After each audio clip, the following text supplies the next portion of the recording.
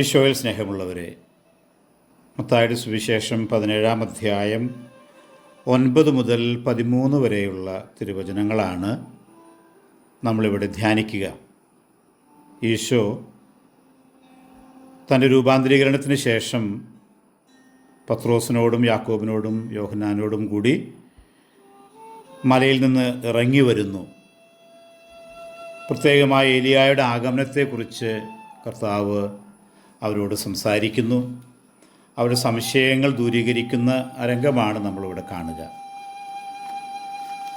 ഹഗ്ഗായിയുടെ പുസ്തകത്തിലെ 1-ാം അധ്യായം, അവിടെ ഇപ്രകാരം നമ്മൾ വായിക്കുന്നുണ്ട്. 8-ാമത്തെ വാക്യത്തിൽ, നിങ്ങൾ മലയിൽ ചെന്ന് തടി കൊണ്ടുവന്ന് ആലയം പണിയുവിൻ, ഞാനതിൽ സംപ്രീതനാകും, മഹത്വത്തോടെ ഞാനതിൽ പ്രത്യക്ഷനാകും.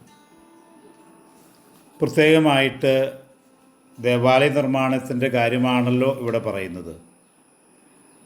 പക്ഷേ ഈ മലയിൽ നിന്ന് ഇറങ്ങി യേശുവിനോടൊപ്പം ഏറെ സമയം ചെലവഴിച്ചതിൻ്റെ അനുഭവം ഹൃദയത്തിൽ സൂക്ഷിച്ച് യേശുവിന് വേണ്ടി ഒരാലയം പണിയുക എന്നുള്ളതാണ് വാസ്തവത്തിൽ ഓരോ ക്രിസ്തു ശിഷ്യൻ്റെയും അടിസ്ഥാന ദൗത്യം എന്ന് നമുക്കിവിടെ ഓർക്കാം. ഈശോയോട് രൂപാന്തരപ്പെടുക എന്നുള്ളതാണ് നമ്മുടെ ദൗത്യം. നമ്മുടെ ഇന്നത്തെ ചിന്ത, 1-ാമത്തെ ചിന്ത അതാണ്. ശിഷ്യന്മാർ വലിയ ദർശനം കാണുന്നു. അവരുടെ ജീവിതത്തിൽ അതൊരു വലിയ അനുഭവമാകുന്നു. അതിൻ്റെ അർത്ഥം പൂർണ്ണമായിട്ടും അവർക്ക് മനസ്സിലായില്ലെങ്കിലും ഒരു കാര്യം അവർക്ക് ബോധ്യമുണ്ട്: യേശു യഥാർത്ഥ രക്ഷകനാണ്.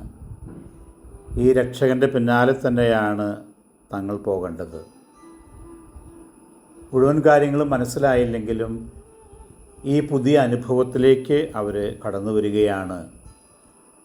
മലയിറങ്ങി സാധാരണ ജീവിതത്തിലേക്ക് വരുമ്പോൾ ഈ യേശു അനുഭവം നിരന്തരമായിട്ട് അവരിൽ നിറയുന്നു, അതവരെ നയിക്കുന്നു.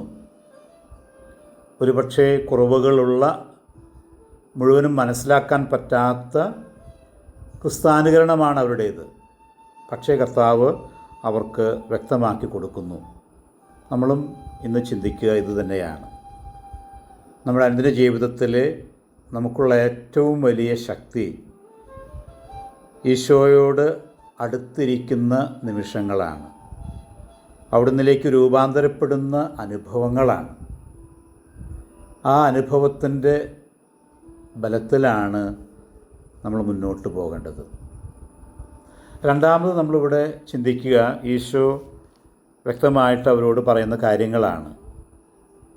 ഈ വലിയ ദൈവാനുഭവത്തെപ്പറ്റി, ഈ ദർശനത്തെപ്പറ്റി, ദൈവം നൽകിയ വലിയ അത്ഭുതാവഹമായ അടയാളത്തെപ്പറ്റി, മലയിലുണ്ടായ ആ കാഴ്ചയെപ്പറ്റി ഇപ്പോൾ ആരോടും പറയണ്ട. കാരണം മിശിഹാ സങ്കല്പം ശിഷ്യന്മാർ തന്നെ ശരിക്കും മനസ്സിലാക്കിയില്ലെങ്കിൽ പിന്നെ ജനത്തിന് എങ്ങനെ അത് മനസ്സിലാകും? ശിഷ്യന്മാരുടെ മനസ്സിൽ തന്നെ, ചിലരുടെയെങ്കിലും മനസ്സിൽ വെറും രാഷ്ട്രീയ മിശിഹായായി അധികാരവും പ്രൗഢിയുമുള്ള റോമക്കാരെ കീഴ്പ്പെടുത്തുന്ന മിശിഹായായിട്ട് കാണുന്ന മനസ്സാണ് ഉള്ളത്. അത് കൂടുതൽ കുഴപ്പങ്ങളിലേക്കേ നയിക്കൂ. തീർച്ചയായിട്ടും ഇനി വരാനിരിക്കുന്നത് കുരിശുമരണമാണ്. ഇപ്പോൾ ഈ വലിയ മഹത്വത്തിൽ ജനം വിശ്വസിച്ചാൽ, കുരിശുമരണവും കർത്താവിൻ്റെ പാടുപീടുകളൊക്കെ കാണുമ്പോൾ വിശ്വസിച്ച ജനമെല്ലാം അകന്നു പോകുമെന്നുള്ളതും മറ്റൊരു കാരണമാണ്. ഉത്ഥാനത്തിന് ശേഷം ശിഷ്യന്മാർ യേശുവിൻ്റെ വ്യക്തിത്വത്തെപ്പറ്റി, മഹത്വത്തെപ്പറ്റി എല്ലാവരോടും പറയണം. അപ്പോൾ അവർക്ക് പറയാം. അതാണ് കർത്താവ് വ്യക്തമായിട്ട് നമ്മൾ പഠിപ്പിക്കുക. ഭൗതിക നേട്ടങ്ങളിൽ, പ്രശസ്തിയിൽ കണ്ണൊടുക്കാതെ യേശുവിലേക്ക് മാത്രം നോക്കി നമ്മുടെ ജീവിതയാത്ര തുടരാനാണ് കർത്താവ് പറയുന്നത്. ചിലപ്പോഴൊക്കെ നമ്മൾ ശിഷ്യന്മാരെ പോലെയാണ്. യേശുവിൻ്റെ മുന്നോട്ടുള്ള യാത്ര അത് മനസ്സിലാക്കാൻ സാധിക്കാതെ പീഡാസഹനവും അപമാനങ്ങളും മനസ്സിലാക്കാൻ സാധിക്കാതെ ഈ ദർശനത്തിൻ്റെ, ഈ മഹത്വത്തിൻ്റെ ആ പ്രഭാവലയത്തിൽ ഇരിക്കുക എന്നുള്ളതാണ് ശിഷ്യന്മാർക്ക് സ്വാഭാവികമായിട്ടുള്ള തോന്നൽ, ആഗ്രഹം. അത് വിട്ട് പുറത്തു വരാനും ജീവിത യാഥാർത്ഥ്യങ്ങളെ കർത്താവ് നൽകുന്ന ശക്തിയിൽ ആശ്രയിച്ച് മുന്നോട്ട് കൊണ്ടുപോകാനുമാണ്, അത് നേരിടാനുമാണ് ഈശോ നമ്മോട് പറയുക. മൂന്നാമത് നമ്മളവിടെ കാണുന്നു, യഹൂദന്മാരുടെ സങ്കല്പം അനുസരിച്ച് മിശിഹ വരുന്നതിന് മുമ്പ് ഏലിയ വരണം. അപ്പോൾ ഇതെങ്ങനെയാണ് മനസ്സിലാക്കേണ്ടത് എന്ന് ശിഷ്യന്മാർ ചോദിക്കുമ്പോൾ കർത്താവ് വ്യക്തമായിട്ട് പറയുകയാണ്, ഏലിയ വന്നു കഴിഞ്ഞു. അതായത് സ്നാപക യോഹന്നാനിലൂടെ ഏലിയ വന്നു കഴിഞ്ഞു. ഏലിയായുടെ ദൗത്യം സ്നാപക യോഹന്നാനിൽ പൂർത്തിയായി. എല്ലാം റിസ്റ്റോർ ചെയ്യാൻ, പുനരുദ്ധരിക്കാൻ ഉള്ള വലിയ ദൗത്യമാണ് ഏലിയായ്ക്കുള്ളത്. വ്യക്തമായിട്ട് നമ്മൾ മനസ്സിലാക്കുക. മലാക്കിയുടെ പുസ്തകത്തിലാണ്. മലാക്കിയുടെ പുസ്തകം 4-ാം അധ്യായം 5ഉം 6ഉം വാക്യങ്ങൾ നമ്മളത് കാണുന്നുണ്ട്. കർത്താവിൻ്റെ മഹത്വം ഭീതിജനകവുമായ ദിവസം വരുന്നതിന് മുൻപ് പ്രവാചകനായ ഏലിയായി ഞാൻ നിങ്ങളുടെ അടുത്തേക്ക് അയക്കും.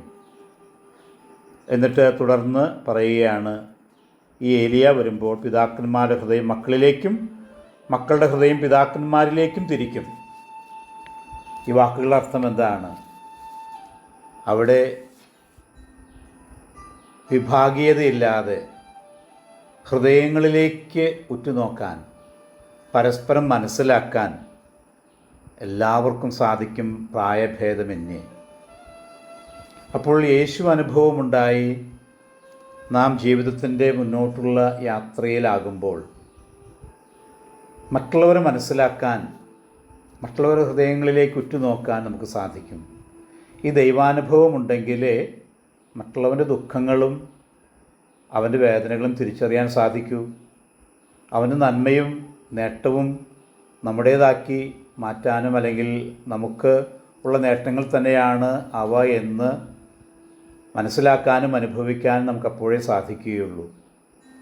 അപ്പോൾ നമ്മുടെ ഹൃദയവും മനസ്സും നമ്മുടെ സ്വന്തം കാര്യങ്ങളിലേക്ക് മാത്രമല്ല, മറ്റുള്ളവരിലേക്ക്, പാവപ്പെട്ടവനിലേക്ക്, വേദന അനുഭവിക്കുന്നവനിലേക്ക് തിരിക്കുക എന്നുള്ളതും ഇവിടെ അർത്ഥമാക്കുന്നുണ്ട്. ആകയാൽ ഈ വാക്കുകൾ നമ്മുടെ മനസ്സിൽ കൊണ്ടുവരാം.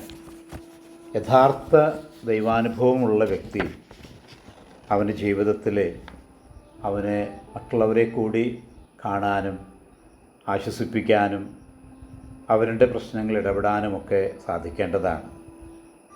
നമുക്ക് അതിനുള്ള അനുഗ്രഹം കർത്താവ് നൽകട്ടെ എന്ന് പ്രത്യേകമായിട്ട് പ്രാർത്ഥിക്കുന്നു. ആമേൻ.